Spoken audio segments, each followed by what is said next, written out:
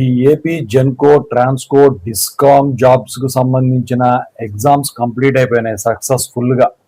అయితే చాలా మంది అభ్యర్థులు ఈ కీ పేపర్ కోసం వెయిట్ చేస్తా ఉన్నారు.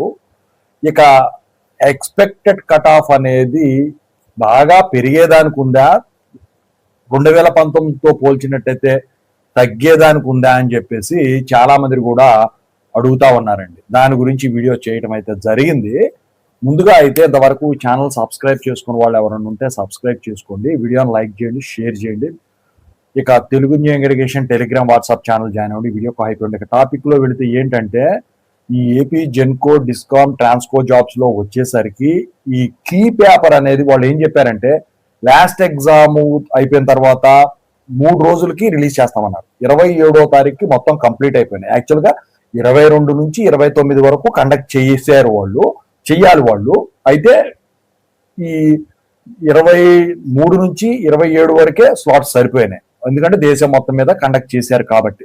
అయితే ఈ కీ పేపర్ అనేది మండేకి వచ్చేదానికైతే ఉందండి, ఎందుకంటే 30వ తారీఖు 3 రోజులు అవుతుంది, కానీ రేపు సండే కాబట్టి ఖచ్చితంగా అయితే మండే రోజున ఈవినింగ్ కల్లా కానీ మధ్యాహ్నానికి కానీ మీకు కీ పేపర్ అనేది మీ లాగిన్ డీటెయిల్స్ ఏదైతే ఉంటుందో దాంట్లో వాళ్ళు డిస్ప్లే చేస్తారు. మీ కీ పేపరు మరి క్వశ్చన్ పేపర్ కూడా 2019లో కనుక క్వశ్చన్ పేపర్ కింద కీ ఎలా ఇచ్చారో అలాగే ఇస్తారా, లేకపోతే క్వశ్చన్ పేపర్ లోనే ఆన్సర్స్ టిక్కు కొట్టి దేనికి దానికి ఇస్తారా అని చెప్పేసి చూడాల్సి ఉంది. ఎందుకంటే ఈసారి అంతా కూడా పద్ధతులు మారిపోయినాయండి, చాలా వరకు మారిపోయినాయి. అయితే ఇప్పుడు ఈ కీ పేపర్ చూసుకున్న తర్వాత మీకు తెలుస్తుంది. అసలు అయితే కీ పేపర్ చూసే పని కూడా లేదు గుర్తున్న వాళ్ళకు క్వశ్చన్స్. అయితే చాలా మంది చెప్తున్నారు కానీ 60, 65, 70, 75, కొంతమంది 80 కూడా చెప్పారు. కానీ ఆ క్వశ్చన్ పేపర్ కష్టంగా ఉందని నేను చెప్పను, ఎందుకంటే మనకు రాంది ఏదైనా కష్టమని నేను ఇంతకుముందు మాట్లాడాను. మనకు రాంది ఏదైనా కష్టమే, అది చిన్న సమ్ అయినా పెద్ద డిఫరెన్షియేషన్ అయినా కానివ్వండి. అయితే ఇక్కడ ఏంటంటే ఈసారి పేపర్ అనేది షాకింగ్ పేపర్. అది ఏనికి పరంగా అంటే మెకానికల్, సివిల్, ఈసీ, టెలికాం కొంతమంది అన్నట్టు మనం రాయలేదు, రాసి ఉంటే మీకు తెలిసేది వాళ్ళు చెప్పినవి కాదని చెప్పేసి అది కరెక్టే, అది ఒప్పుకుంటాను. అలాంటి ఇక్కడ ట్రిపుల్ ఈ పేపర్ మనము చూసిన తర్వాత అర్థమైంది ఏంటంటే అది స్టాండర్డ్ పేపర్ కాదు, షాకింగ్ పేపర్. సో దాన్ని బేస్ చేసుకుని ఇప్పుడు ఏంటంటే అందుట్లో అనవసరమైన రొట్ట ఉంటుంది చూసారా, ఆ రొట్ట ప్రిపేర్ అయిన వాళ్ళు ఉంటారు చూసారా, ఆ రొట్ట ప్రిపేర్ అయిన వాళ్ళు రాసుకోగలుగుతారు. ఎందుకంటే even institute faculty can't guess that paper would be like that. So వాళ్ళు కుడింట్, సో వాళ్ళు కూడా చేయలేకపోయారు పేపర్ ఇలా ఉంటదని చెప్పి. ఏ హై స్టాండర్డ్ లో ఉంటుందో ఏంటో గేట్ లెవెల్లో ఉంటదన్నారు, ఐఐటి వాళ్ళు ప్రిపేర్ చేస్తామంటున్నారు, ఇదన్నారు అదన్నారు అని చెప్పేసి all those faculty thought that standards will be according to GMAT or GATE etcetera. So according to that only they have given the preparation strategies to the students. So whatever it may be, అక్కడ వచ్చేసరికి ఏంటంటే preparation లో భాగంగా direct bits ఎవరు చెప్పరు కదా, direct gate బిట్లు ఇవే చెప్పరు కదా. కాన్సెప్ట్ అనేది ఖచ్చితంగా అందరూ టెక్స్ట్ బుక్ లో సిలబస్ లోంచో చెప్పాలి. అస్సలు సిలబస్ లో రాకుండా అయితే లేదు. సరే మీరు అన్నట్టు సివిల్ వెళ్ళి బయట నుంచి వచ్చినాయి అనుకుందాం, సరే అది సబ్స్టేషన్ యాడ్ చేసాడా లేదా ఇంతకుముందు నేను చెప్పినట్టు, సో అదంతా పక్కన పెట్టండి. సో అవి తీసేసినా కూడా సో ఒక 10-15 బిట్లు తీసేయండి, 85 మార్కులు పేపర్ అనుకోండి, అది 80 మార్కులకే పేపర్ అనుకోండి. సో అందుట్లో ఆ 80లో నుంచి అయినా కానివ్వండి మీరు టెక్స్ట్ బుక్ ఇచ్చిన సిలబస్ లోంచి వస్తుంది కదా. సో అలా చూసుకున్నా కూడా మీకు 80 ఏ రకంగా వస్తాయి. సో ఫ్లోకులో పెట్టారో దేంట్లో పెట్టారు, ఫ్లోకులు వాళ్ళ రోజున పని చేయట్లేదు. ఎందుకంటే ఇదివరకు ఫ్లోకులు పెట్టారంటే ఇప్పుడు ఏమనుకునేవాళ్ళం, ఇంత బాగా ఆన్సర్ ఇచ్చారంటే అది కరెక్టే, కానీ ఇప్పుడు ఇంతలో కూడా ఆన్సర్ అని చెప్పేయడానికి లేదండి, అట్లుంది. సో చెప్పలేము, ఇట్ డిపెండ్స్, అది లక్ మీద డిపెండ్ అయ్యేది, ఎప్పుడు కూడా కన్సిడరేషన్ లోకి రాదు. ఇక ఈ 80లో నాకు తెలిసి అసలు అవి ఇచ్చిన ఏవైతే సిలబస్ లో అన్ఎక్స్పెక్టెడ్ ఇచ్చాడు, షాకింగ్ పేపర్ అన్నాం కదా. ఫర్ ఎగ్జాంపుల్ అందరూ కూడా damping frequency omega d control systems లో ω(1 - అనేది గుర్తుంచుకుంటారు, కానీ ఆ రిజోనెంట్ పీకు ω(1 - 2) ఎవరో గుర్తుంచుకోరు. అలాంటివి అవి ఇస్తాడు పెడతారు. ఇంకా ఏంటంటే బోడే ప్లాట్ మీద ప్రాబ్లం ఇస్తాడని చెప్పేసి ఎవడో ఊహించలేదు. అలాగే రియాక్టెన్స్ డయాగ్రామ్ మీద కూడా ప్రాబ్లం ఇస్తాడని ఎవరూ ఊహించలేదు. ఇక నెట్వర్క్స్ అంటే అమ్మో ట్రాన్సియెంట్స్ ఇది అని చెప్పేసి దాని మీద ఎక్కువ ప్రిపేర్ అయిపోయారు. ఈక్వల్ రెసిస్టెన్స్ అనేది నెగ్లెక్ట్ చేసిన వాళ్ళకి ఇక్కడ పడిపోద్ది. కేవీఎల్ అనేది ఎలా ఉంది, లూప్ ఇచ్చాడు.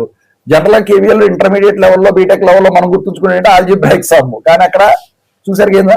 ఇంకోటి ఏంటంటే రిజోనెన్స్ కూడా ఎంత తెలివిగా ఇచ్చారంటే ప్యారలల్ ఆర్ఎల్సి సర్క్యూట్ కి, సారీ సిరీస్ ఆర్ఎల్సి సర్క్యూట్ కి. సో దాంట్లో XL equal to XC resonant condition ఏదైనా కానివ్వండి, అంటే ఎక్స్ఎల్ మైనస్ ఎక్స్ 0 అయిపోతే జెడ్ అంటే ఆర్ ప్లస్ జేఎక్సే కదా, అక్కడ ఎక్స్ 0 అయిపోతే ఆ జెడ్ ఈక్వల్ ఆరే, కానీ అది మినిమమా మ్యాక్సిమమా, అది అలాంటివి దెబ్బేసినాయి. మరి ఆ రకంగా చూసుకున్న మినిమం పెట్టిన వాళ్ళకి ఏమో పాయింట్ పడుతుంది, మ్యాక్సిమం పెట్టిన వాళ్ళు పాయింట్ పడదు. సో మళ్ళీ మినిమం పెట్టిన వాళ్ళు వేరే చోట తప్పుగా ఫ్లోక్లో తప్పు పోకూడదని ఏంటి, ఏ రకంగా చూసినా నేను చాలా మందిని అడిగానండి. అసలు 30 వస్తాయని కూడా కొంతమంది చెప్పట్ల. మినిమం పాస్ మార్కు ఓసీ కదా 40, ఎస్సీ వాళ్ళకి కొంచెం తగ్గుద్ది. సో అది కూడా చెప్పట్ల. సో ఎక్కువ శాతం మంది వచ్చేసరికి నేను ఎవరిని అడిగినా కూడా సో ఫ్లోక్లో పెట్టిన వాళ్ళు ఎక్కువ శాతం ఉన్నారు. సో కష్టపడి ప్రిపేర్ అయిన ఉంటుంది సార్, ఇన్స్టిట్యూట్లో తీసుకొని లేకపోతే సొంతగా చదువుకున్న వాళ్ళు టెక్స్ట్ బుక్ చదివిన వాళ్ళే రాయగలిగారు.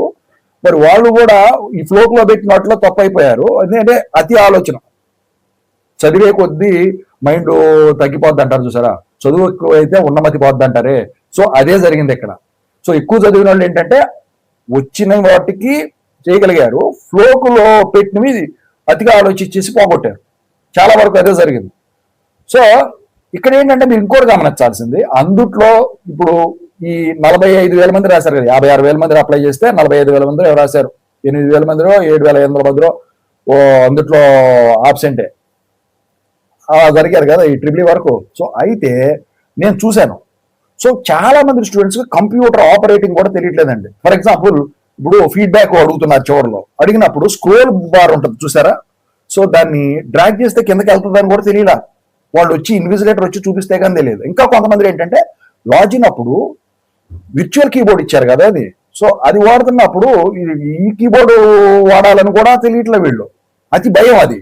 ఫస్ట్ కేసులోనేమో తెలియనితనం, రెండో కేసులో భయం ఏంటంటే కీబోర్డ్ ముట్టుకోవద్దమ్మా ఎగ్జామ్ స్టార్ట్ అయ్యాక అని చెప్పారు కదా, అందుకని చెప్పేసి అసలు కీబోర్డు లాగిన్ లో కూడా ముట్టుకోకుండా విర్చువల్ కీబోర్డే ముట్టుకున్నారు చాలా మంది. సో అది భయం వల్ల కొంత, అవగాహన లోపం వల్ల కొంత. సో ఇలా చూసినప్పుడు అప్పుడు వాళ్ళు కంప్యూటర్ నాలెడ్జ్ ఎందుకు పెట్టారని అప్పుడు అర్థమైంది నాకు. అసలు కంప్యూటర్ నాలెడ్జ్ ఎందుకు అనుకున్నాను. సో ఇంగ్లీష్ అంటే ఇప్పుడు ఫారెన్ డెలిగేట్స్ ఇప్పుడు మిషన్ పాడైనప్పుడు ఏదో పాడైనప్పుడు వాళ్ళతో మాట్లాడటానికి ఉపయోగపడుతుంది, no problem. First language second language కూడా అడిగారు, అందుకే హిందీ తెలుగు ఇవి కూడా అడిగారు కదా. సో అప్లికేషన్ అప్పుడు ఎందుకు అడిగారా అనుకున్నా, ఎందుకు అడిగారు, ఓకే నో ప్రాబ్లం. కానీ జనరల్ నాలెడ్జ్ మాత్రం చాలా మంది దెబ్బయ్యారండి.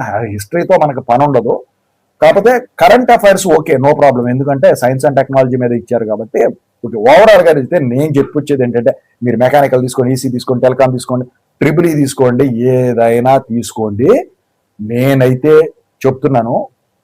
ఇక ఆ 80 మార్కులే పైన 20 పక్కన పెట్టేయండి, ఆ 80కి ఒక 50, 60, 50 నుంచి 60కి ఏమన్నా ఉంటదేమో, అది కూడా ఏమో చెప్పలేం.